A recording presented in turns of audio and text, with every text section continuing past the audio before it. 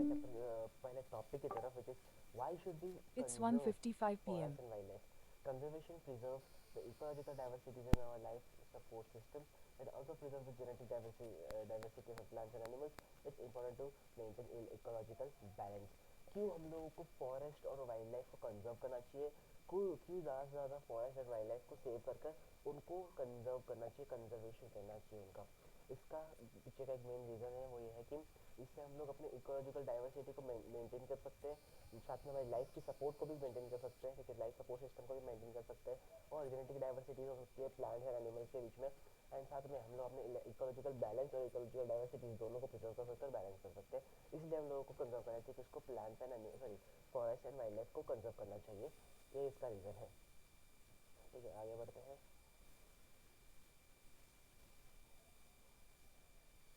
Wild life protection act 1972. Wild life protection act क्या था 1972 के अंदर? ठीक है, जो वाइल्ड लाइफ प्रोटेक्शन निकाला था 1972 के अंदर, एक एक्ट निकाला गया था जिसका नाम था वाइल्ड लाइफ प्रोटेक्शन. और क्या है ये, इसके ये कंसिस्ट करता है various professions for protecting habitat of wild life. Habitat, wild life के हैबिटेट को प्रोटेक्ट करने के लिए जो है ये प्रोटेक्शन एक्ट निकाला गया था. और ऑल इंडिया के अंदर इस एक्ट को निकाला गया था ताकि जो स्पीशीज़ है उसको प्रोटेक्ट किया जा सके, और हंटिंग को ज़्यादा से ज़्यादा कम किया जा सके, और नेशनल पार्क एस्टेब्लिश हो सके, काफ़ी ज़्यादा जू जो होते हैं वो एस्टेब्लिश हो सके, और वाइल्ड लाइफ सेंचुरीज एस्टेब्लिश हो सके. ये ऑर्डर दिया गया था by the central and state government के थ्रू. और सेंट्रल गवर्नमेंट ने ये भी अनाउंस किया था कि काफ़ी सारे प्रोजेक्ट लेकर आए जिसमें वो लोग काफ़ी स्पीशीज़, न्यू स्पीशीज़ और जितने भी एनिमल्स, टाइगर्स हैं, सभी लायंस, एशियाटिक एनिमल्स, लायंस को प्रोटेक्ट करने के लिए काफ़ी अच्छा प्रोजेक्ट जो है लॉन्च करने वाले थे. कौन, सेंट्रल गवर्नमेंट. इसके बारे में उन्होंने एक्ट लेके आया था कब, 1972 के अंदर, which is wild life protection act. आगे बढ़ा जाए तो ये था एक प्रोजेक्ट टाइगर. प्रोजेक्ट टाइगर ये प्रोजेक्ट था जिसे 1973 के अंदर अथॉरिटीज़ ने निकाला था. ठीक है, जिसमें जो है ना जो टाइगर की पॉपुलेशन थी वो काफ़ी कम हो रही थी, मतलब इनकी जो पॉपुलेशन है काफ़ी डिक्लाइन हो रही थी, काफ़ी कम पॉपुलेशन हो रही थी, बढ़ नहीं रही थी, काफ़ी सारे टाइगर्स मर रहे थे. इसके लिए टाइगर्स को प्रोटेक्ट करने के लिए उन्होंने एक ऐसा प्रोटेक्ट टाइगर एक्ट निकाला था 1973 के अंदर, जिसमें वो लोग टाइगर्स को प्रोटेक्ट करते थे, टाइगर्स की जो पॉपुलेशन उसको इंक्रीज करने के ट्राई करते थे, उनके जो हैबिटेट है उनको इंक्रीज करते थे, उनकी जो उनको प्रोटेक्शन देते थे जिसको टाइगर को. और जो टाइगर प्रोजेक्ट एक्ट था वो 1973 में लॉन्च हुआ था. और इस प्रोजेक्ट का मेन एम वही था जो मैंने तुमको कहा, कि इसको जो है ना स्पेशीज़, जो टाइगर स्पीशीज़ है उसको मेंटेन करके डालना. ठीक है, और उनको इकोसिस्टम में मेंटेन करना, बिकॉज हर एक एनिमल इकोसिस्टम के अंदर इंपॉर्टेंट है. प्लांट जितने इंपॉर्टेंट है, ह्यूमन जितने इंपॉर्टेंट है, उतने ही ज़्यादा इस इकोसिस्टम के अंदर, इस इन्वायरमेंट के अंदर एनिमल्स भी इंपॉर्टेंट है. हर एक एनिमल इंपॉर्टेंट है. Some of the tigers reserves of India are Jim Corbett national park जो उत्तर प्रदेश में है, फिर Manas tiger reserve in India, Sundarban national park in West Bengal. उन्होंने काफ़ी सारे नेशनल पार्क्स खोले जो ताकि जो है ना टाइगर्स को रिजर्व कर सके, टाइगर्स को सेव कर सके. ठीक है, आगे बढ़ा जाए. यहाँ पे आता है वेरियस स्टेप्स. वेरियस स्टेप्स लिए गए for the conservation of forest and wild life in India. ठीक है, फॉरेस्ट और वाइल्ड लाइफ को कंट्रोल करने के लिए काफ़ी सारे स्टेप्स लिए गए, और क्या स्टेप्स लिए गए वो सारी चीज़ें बता देता हूँ तुम लोगों को. ठीक है ना. National wild life protection act was amended in the 1972, जिसको तुम लोग को पहले ही मैंने इस स्लाइड के पहले कहा था. ठीक है, प्रोजेक्ट टाइगर के पहले, कि 1972 के अंदर जो है वाइल्ड लाइफ एंड फॉरेस्ट के लिए एक बहुत अच्छा रिजर्वेशन के लिए एक एक्ट निकला था. और इस एक्ट के अंदर हंटिंग ऑफ द जो हंटिंग थी स्पीशीज़ की वो जो बैन कर दी गई थी. और काफ़ी सेंट्रल और स्टेट गवर्नमेंट दोनों ने जो है डिसाइड किया था कि नेशनल पार्क और वाइल्ड लाइफ सेंचुरीज जो है different different part of India के अंदर ये सेंचुरीज और नेशनल पार्क जो है एस्टेब्लिश किए जाएंगे. साथ में जो है उन्होंने उसी के अगले साल, एक साल बाद ही प्रोजेक्ट टाइगर भी लॉन्च किया गया. प्रोजेक्ट टाइगर इसका प्रोजेक्ट जो है सेंट्रल गवर्नमेंट ने लॉन्च किया था. ठीक है, और अंडर द इसी वाइल्ड लाइफ प्रोटेक्शन एक्ट के अंदर 1970, 1980 और 1986 और 1991 में जो है ना इंसेक्ट्स और प्लांट्स को भी जो है इस लिस्ट में ऐड कर दिया गया. मतलब सिर्फ और सिर्फ अभी जो एनिमल्स को, स्पेशल एनिमल्स को, वाइल्ड लाइफ एनिमल्स को जो है प्रोटेक्ट करने के लिए जो इस एक्ट को निकाला गया था 1972 के अंदर. और साथ में उसके बाद एक साल बाद 1973 के अंदर टाइगर को प्रोटेक्ट करने के लिए भी ये एक्ट निकाला गया एक, जिसमें उन्होंने लिखा प्रोजेक्ट टाइगर. उसी के बाद उन्होंने जो है वाइल्ड लाइफ एक्ट एक और एक इसी वाइल्ड लाइफ एक्ट के अंदर एक और एक एक्ट निकाला जो कि 1980 1986 और 1991 में निकाला गया था, जो कि स्पेशली प्रोटेक्ट करने के लिए जो है ना इस लिस्ट के अंदर इंसेक्ट्स और बाकी सारे प्लांट्स को भी ऐड कर दिया गया, बिकॉज उनकी स्पीशीज भी काफ़ी ज़्यादा डेंजर में जा रही थी। ठीक है, आगे बढ़ते हैं। तो यहाँ पर तुम लोग एक देख सकते हो विच इज़ वॉट जैसे types of distribution of forest and wild life resources, कैसे जो है उसको डिस्ट्रीब्यूट किया गया, किस किस टाइप के अंदर डिस्ट्रीब्यूट किया गया। सबसे पहले रिजर्व फॉरेस्ट आता है, फिर प्रोटेक्टेड फॉरेस्ट आता है और अनक्लास्टेड फॉरेस्ट आता है। मतलब 3 टाइप के फॉरेस्ट हैं यहाँ पर। सबसे पहले रिजर्व फॉरेस्ट क्या होता है, which is N one and manage by the government. Reserve forest एक रिजर्व फॉरेस्ट है जिसको जो है ना गवर्नमेंट ही मैनेज करती है, और प्रोटेक्टेड फॉरेस्ट को भी गवर्नमेंट ही मैनेज करती है, और अनक्लास्ड फॉरेस्ट को भी जो है ना गवर्नमेंट और एक इंडिविजुअल जो है यहाँ पर जो मैनेज करता है। इसका मतलब क्या होगा, ये है एक जॉइंट सेक्टर। जो अनक्लास्ड फॉरेस्ट होता है ना वो जॉइंट सेक्टर होता है, जिसके अंदर जो इंडिविजुअल भी होता है और उसमें गवर्नमेंट दोनों मिलकर जो है ना कंट्रोल करते हैं। इसको हम लोग जॉइंट सेक्टर कहते हैं, और वही जॉइंट सेक्टर के अंदर आता है अनक्लास्ड फॉरेस्ट। और जो रिजर्व फॉरेस्ट है और प्रोटेक्टेड फॉरेस्ट है, ये दोनों फॉरेस्ट गवर्नमेंट ही मैनेज करती है। इधर वो स्टेट गवर्नमेंट हो सकती है या तो वो सेंट्रल गवर्नमेंट हो सकती है। सेंट्रल गवर्नमेंट वो होती है जो पूरे इंडिया को चलाती है, और स्टेट गवर्नमेंट जो होती है वो हर एक पर्टिकुलर स्टेट को अपने अपने स्टेट को भी चलाती है। साथ में जो रिजर्व फॉरेस्ट है ना वो more than half of the total forest. Reserve forest जो है maximum forest are reserve forest in India, मतलब more than half of the forest, मतलब इतना अगर अपना फॉरेस्ट है पूरे इंडिया का टोटल, तो उसमें से जो है हाफ ऑफ द फॉरेस्ट जो है ना रिजर्व फॉरेस्ट ही होता है, जो कि गवर्नमेंट ही कंट्रोल करती है। ठीक है, और जो प्रोटेक्टेड फॉरेस्ट होता है वो इतना फॉरेस्ट है अपना, उसमें से हाफ ऑफ द फॉरेस्ट जो है रिजर्व फॉरेस्ट है। ठीक है, उसमें से जो one third of the forest बच गया ना, ठीक है, हाफ फॉरेस्ट अभी और बच गया, उसमें से वन थर्ड फॉरेस्ट जो है प्रोटेक्टेड फॉरेस्ट होता है, और उसमें से भी हाफ वन थर्ड फॉरेस्ट जो है अनक्लास्ड फॉरेस्ट होता है। ठीक है, उसके बाद हम लोग बात करते हैं रिजर्व फॉरेस्ट का तीसरा point, which is in JNK, West Bengal and Kerala. ठीक है, इसका एग्जांपल क्या मतलब जो है ये वेस्ट बंगाल एंड केरला में जो है सिचुएटेड है। प्रोटेक्टेड फॉरेस्ट कहाँ पे सिचुएटेड है, वो कि बिहार, हरियाणा और पंजाब में है। अनक्लास्ड फॉरेस्ट कहाँ पे सिचुएटेड है, वो कि नॉर्थ ईस्टर्न स्टेट और पार्ट ऑफ गुजरात।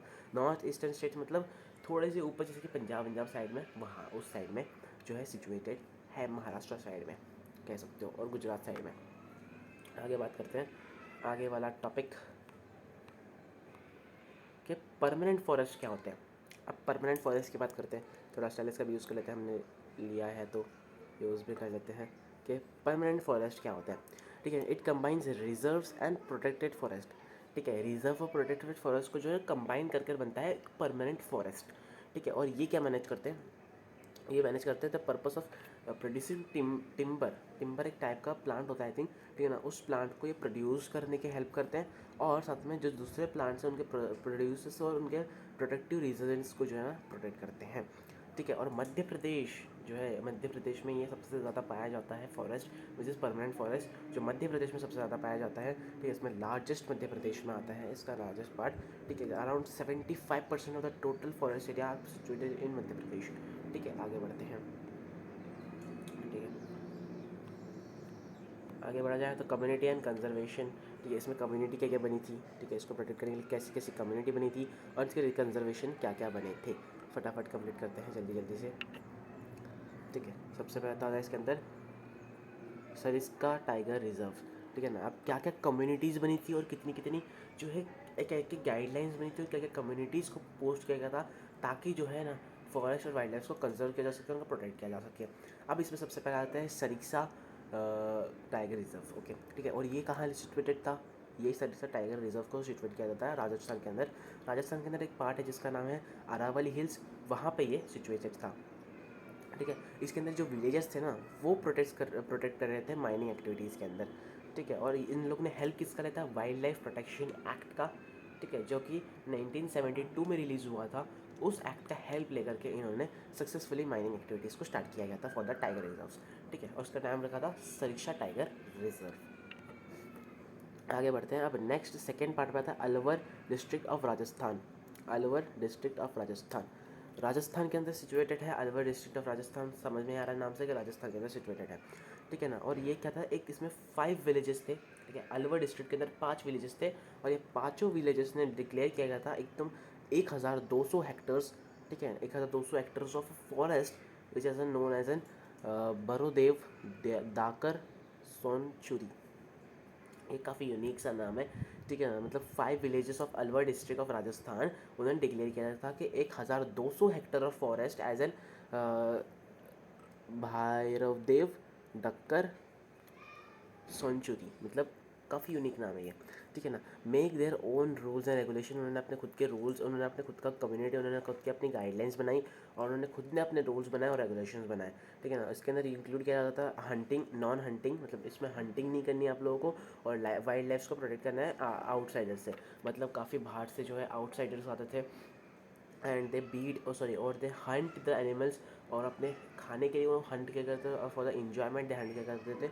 और इसी एक्ट में जो है ना अलवर डिस्ट्रिक्ट के 5 विलेजेस से डिसाइड किया कि उन लोग 1200 हेक्टर्स का एक फॉरेस्ट रखेंगे, विच इज भी भायोदेव डाकर सोनचुरी, इस नाम का एक फॉरेस्ट रखा जाएगा। उसमें उन्होंने अपने खुद के रूल्स एंड रेगुलेशंस बनाए और साथ ही में उन्होंने डिसाइड किया कि वो लोग जो है प्रोटेक्ट करेंगे, हंटिंग जो है अलाउ नहीं की जाएगी फॉरेस्ट के अंदर, और साथ में आउटसाइडर से जो एनिमल्स है और जो फॉरेस्ट है उसको प्रोटेक्ट करेंगे बाहर वालों से, आउटसाइडर से, जो कि हमारे फॉरेस्ट में अगर हंटिंग करते हैं तो उससे प्रोटेक्ट क्या करेंगे, लेकिन ये डिसाइड हुआ था। आगे बढ़ते हैं आगे। चोपुकू मूवमेंट, चिपकू मूवमेंट क्या था, ठीक है, एक नॉन वायलेंस मूवमेंट था, ठीक है ना, ताकि जो है प्रोटेक्ट कर सके और conservation of trees and forest.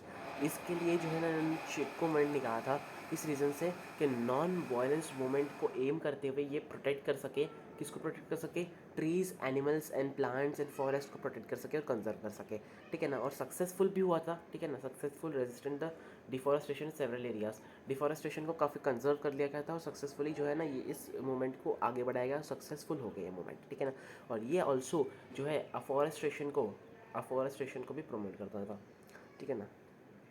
आगे बढ़ा जाए तो आगे बात करते हैं बीज बाचो एंडोलन, ठीक है, बीज बाचो एंडोलन, ठीक है ना। It is popular in the Tehri district of Uttar Pradesh, Tehri district है एक उत्तर प्रदेश में, उसमें काफ़ी ज़्यादा पॉपुलर हो रही है बीज बाचो आंदोलन, ठीक है। इसमें मेनली लीड था फार्मर्स और सोशल एक्टिविटीज़ का, ठीक है। इसमें काफ़ी सारे फार्मर्स और सोशल एक्टिविस्ट साथ में आए थे और उन्होंने इस जो मूवमेंट है इसको लीड किया था, ठीक है। इसका एम क्या था, it is an unique movement to save the traditional seeds, ठीक है, जो ट्रेडिशनल सीड्स थे, और diversing crop production without the use of synthetic chemicals, मतलब प्लांट्स उगाए जाएँ, फार्मिंग की जाए with the help of only and only natural methods, no chemicals, nothing use किया जाएगा, और ट्रेडिशनल सीड्स को सेव किया जाएगा, केमिकल्स का और किसी मशीनरीज का यूज़ नहीं किया जाएगा, with the natural hands and naturally जो है ना बनाया जाएगा, फार्मिंग की जाएगी, ये डिसाइड किया था बीज बाज को आंदोलन के अंदर। आगे बढ़ते हैं, आगे कौन सा आंदोलन आता है, ठीक है ना, आगे आता है जॉइंट फॉरेस्ट मैनेजमेंट प्रोग्राम। अब उन्होंने निकाला था जॉइंट फॉरेस्ट मैनेजमेंट प्रोग्राम्स, ठीक है ना, which is GFM is an good example of involving local community in management and restoration of a degraded forest, ठीक है। और communities undertake the protection activity of the forest, ठीक है ना। काफ़ी कम्युनिटीज़ आई थी, उन्होंने जो है ना इस फॉरेस्ट इस प्रोटेक्शन के अंदर जो है अपना हिस्सा दिया था for the activity of the forest, ठीक है ना। In return members of the communities are entitled to use the forest products, ठीक है, फॉरेस्ट प्रोडक्ट्स को, मतलब जो भी कम्युनिटीज़ इसके अंदर इन्वॉल्व हो रही थी वो सारे को डिसाइड किया जाता है कि वो लोग फ्री में फॉरेस्ट के प्रोडक्ट्स को यूज़ कर सकते हैं, ठीक है ना। This program is popular in the state of Odisha के अंदर सबसे ज़्यादा पॉपुलर हुआ था ये वाला, ठीक है ना। और इस एक्ट को ओडिशा के अंदर लीड किया गया था, ठीक है। नाम क्या था इसका, जॉइंट फॉरेस्ट मैनेजमेंट प्रोग्राम, ठीक है। आगे बढ़ते हैं, आगे आता है सैक्रेड ग्रोव्स, ठीक है ना, the forest of the God and goddesses, virgin forest, ठीक है। Certain communities worships a particular tree, ठीक है, और लोग एक पर्टिकुलर ट्री को वर्शिप किया करते थे, ठीक है, जिसका नाम क्या होता है, ठीक है, विच इज़ इन वर्जिन फॉरेस्ट के अंदर जो है ये सिचुएटेड था। वर्जिन फॉरेस्ट के अंदर एक पर्टिकुलर ट्री था, ठीक है, जो कि सुंदल एंड संदल कम्युनिटी, ठीक है ना, Munda and Santhal community of Chotanagpur region, जो कि महुआ ट्री को जो है वर्शिप किया करते थे।